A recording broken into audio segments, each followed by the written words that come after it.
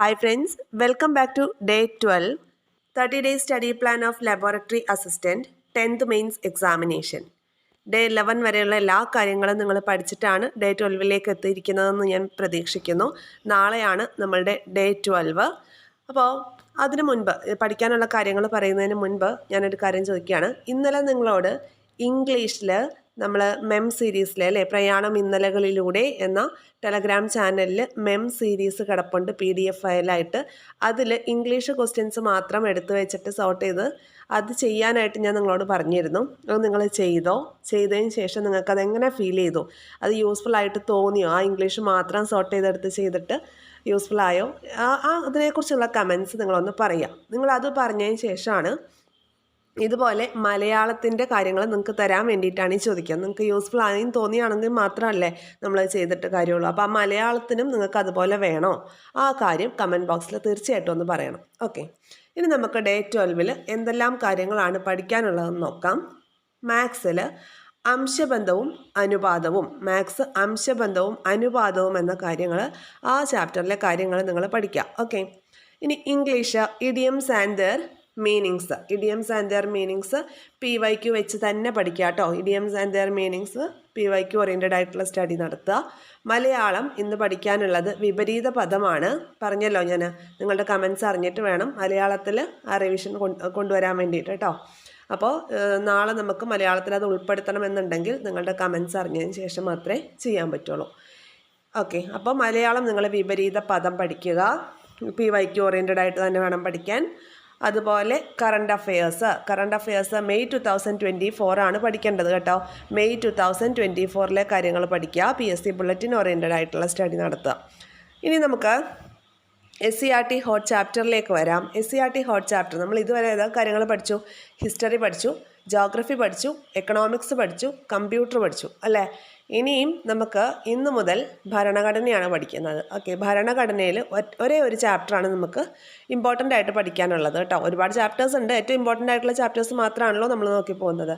അപ്പോൾ ഇമ്പോർട്ടൻ്റ് ആയിട്ടുള്ള ഈ ചാപ്റ്റർ പഠിക്കേണ്ടത് സ്റ്റാൻഡേർഡ് 9 3rd ചാപ്റ്റർ ഇന്ത്യൻ ഭരണഘടന അവകാശങ്ങളും കർത്തവ്യങ്ങളും എന്ന ചാപ്റ്ററാണ് നിങ്ങൾ പഠിക്കേണ്ടത്. ഇന്ത്യൻ ഭരണഘടന അവകാശങ്ങളും കർത്തവ്യങ്ങളും. ഓക്കെ, ഒരുപാട് ചാപ്റ്റേഴ്സ് ഉണ്ട്, ഇതിൽ ഈ ചാപ്റ്റർ വളരെ ഇമ്പോർട്ടൻ്റ് ആണ്, ഇത് പഠിക്കുക. പിന്നെ നമുക്ക് ഹോട്ട് ടോപ്പിക്സ്, കോൺസ്റ്റിറ്റ്യൂഷൻ്റെ ഹോട്ട് ടോപ്പിക്സിലേക്ക് വരുമ്പോൾ കോൺസ്റ്റിറ്റ്യൂഷനിലെ എല്ലാ ടോപ്പിക്കും ഹോട്ട് ടോപ്പിക്കാണ്. അപ്പോൾ അത് നമ്മൾ മിക്കതും എല്ലാം പഠിച്ചിട്ട് തന്നെ വേണം പോകാൻ വേണ്ടിയിട്ട്. കോൺസ്റ്റിറ്റ്യൂഷൻ നമുക്ക് അങ്ങ് പഠിക്കാം, 5 മാർക്കല്ലേ ഉള്ളൂ. അപ്പോൾ അത് നമ്മൾ ഫുള്ളായിട്ട് അങ്ങ് പഠിക്കണം. അപ്പോൾ അതിൻ്റെ ആദ്യ ഭാഗം ഭരണഘടനാ നിർമ്മാണ സമിതി എന്ന ടോപ്പിക്ക് പഠിക്കണം. പിന്നെ സെക്കൻഡ് ആമുഖം പഠിക്കണം. തേർഡ് പൗരത്വം. 4 മൗലികാവകാശങ്ങൾ. ഈ 4 ടോപ്പിക്കാണ് നാളത്തേക്ക് ഡേ 12 നിങ്ങൾ പഠിച്ച് തീർക്കേണ്ട ടോപ്പിക്ക്. പിന്നെ ഈ 4 ടോപ്പിക്കായി ബന്ധപ്പെട്ടിട്ടുള്ള വീഡിയോസും നമ്മളുടെ 10th മെയിൻസ് ഹോട്ട് ടോപ്പിക്സ് എന്ന പ്ലേലിസ്റ്റിൽ ഓൾറെഡി അപ്ലോഡ് ചെയ്തേക്കുന്നതാണ്.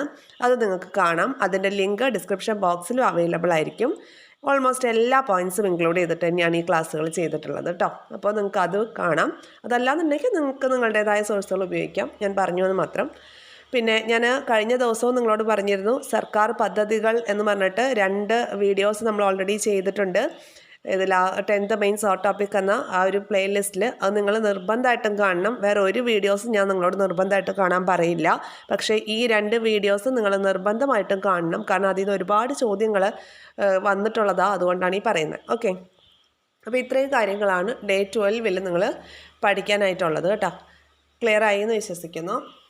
പിന്നെ ഒരു കാര്യം എനിക്ക് നിങ്ങളോട് സൂചിപ്പിക്കാനുള്ളത്, നമ്മൾ ഡേ 1 ടൈം ടേബിൾ ഇട്ടപ്പോൾ ഭയങ്കര റെസ്പോൺസ് ആയിരുന്നു കേട്ടോ എല്ലാവരുടെ ഭാഗത്തുനിന്നും. നിങ്ങൾക്ക് തന്നെ എടുത്ത് നോക്കിയാൽ അറിയാൻ പറ്റും. ഡേ 2, ഡേ 3, ഡേ 4 അങ്ങനെ ഡേ 11 വരെ എത്തി ഇന്നലെ അല്ലേ.